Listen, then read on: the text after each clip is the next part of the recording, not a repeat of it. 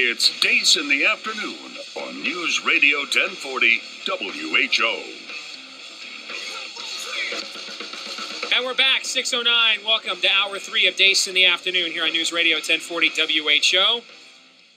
Shelby and Bill are here from something called Project 52, and they're going to tell us a little bit about that and try to get those of you that are interested in trying to find, we had some callers last hour who were suggesting one way to get out of the family conflict over Thanksgiving was to do a service day, and that it was, whether it's to go down to the food pantry or Hope Ministries, whatever it might be, and maybe instead of everybody getting together and arguing with one another, maybe get out of the house a little bit and realize, not everything's all about you and your disagreements and each other, and maybe one of those service opportunities could be Project 52. So let's welcome them to our program. Shelby, thanks for coming in. We appreciate it. Thanks for having us. Bill, thank you for coming down. Thanks for having us. Now, Bill, I'm told that you are the brains behind this operation, so tell us, what is Project 52? Well, Project 52 was born in 2006. I got the opportunity to go to Honduras with two other strangers, and by the end of the week, we'd become pretty good friends. And the night we returned. Now, why Honduras? It was that or Vegas, and you just thought, I'll probably lose a little less money in Honduras if I go there. Is that what it was? Or? No, my pastor at my church asked me to go. Okay, so it was a ministry opportunity. Correct. Okay. All right. And the night we returned, one of the friends I had met, Dustin, the other co-founder, Dustin Blythe, he found out he had lost his son that night. But the week we were down there, we talked a lot about giving back. We were mixing concrete in dirt shacks, and we just felt a calling when we get back to do more and do something at home. And so that kind of what spurred to the week. What do you guys seek to do with this ministry? Well, after Dustin lost his son, there was a number of trees that were planted in honor of his son. And so we took that idea and expanded it with Project 52. And actually, Psalm 52 in the Bible talks about having trust in God like an olive tree. And also 52 was Dustin's son's number, football number in high school. So we started planting trees for people who lost children and children who lost parents. And as of date, we've planted 40 trees throughout Iowa.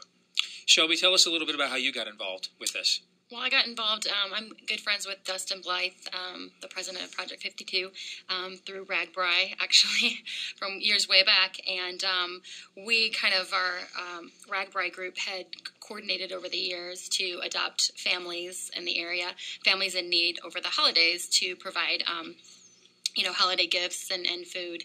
And when Dustin approached me, he was hoping to take that one step further and actually adopt families for the course of the entire year. So within the theme of Project 52, we're now taking local families and adopting them for 52 weeks out of the year. So not just providing holiday help, but then trying to help throughout the course of the year.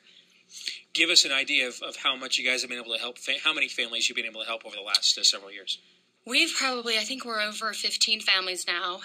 As we've grown this group from maybe 10 couples up to, I think we've had over 100 donors last year's event, and we were able to take on 4 families. We kind of just pick up families as they come to us. The word of mouth has gotten out, and we try to qualify families to find people that are in need, but needing to get maybe back on their feet. And we're kind of at that turning point now where some of the families we've helped in the past are now in turn helping kind of further the mission and helping us with our families, our current families. So this is really the reason we wanted to give you guys some airtime, because there's this time of year especially, we're going to hear about a lot of these kinds of efforts. And because really with what's coming up here with Thanksgiving and Christmas, more people are in tuned to focusing on the needs of others this time of year than they are the rest of the year. But what's different about what you guys are doing, this is really just a grassroots effort that has just come out of your own relationships and your own life experiences. Yeah, and it's 100% volunteer.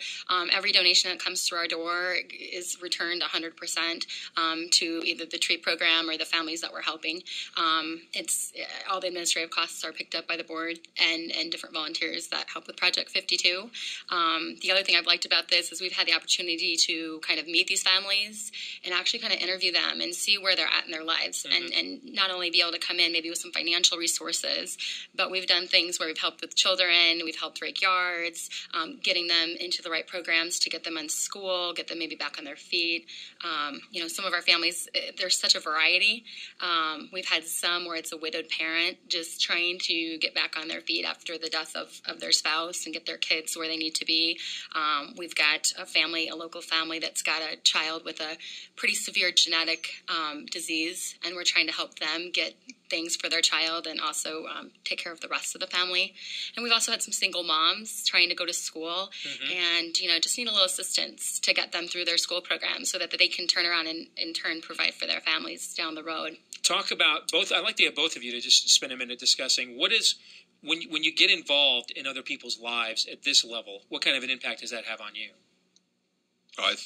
For me, it's great because some of the families we help, like a single mom, she just, because a grant was cut, she lost her job. So I just, shoot her a text or call her and say, how's things going? You need a gas, maybe she needs a gas card. She needs some diapers. She's looking for some job leads, just trying to help her out when she's having a tough time because she's pretty much on her own with 3 kids under 5 years old, and how is she going to make, her money last the whole month, So, I grew up with a single parent, and I remember people doing some of the things for us, helping us out. So it's just kind of an opportunity to give back. What about you, Shelby? And it's kind of, paying it forward for me or paying it back. My husband had a tragic car accident. It's been about 10 years. But, again, we had a lot of people jump in and help us so that we could kind of keep on our feet and get him back to where he needed to be. So you can really relate to a lot of these families. And a lot of the families we picked up, we could all find ourselves in that situation at any given moment.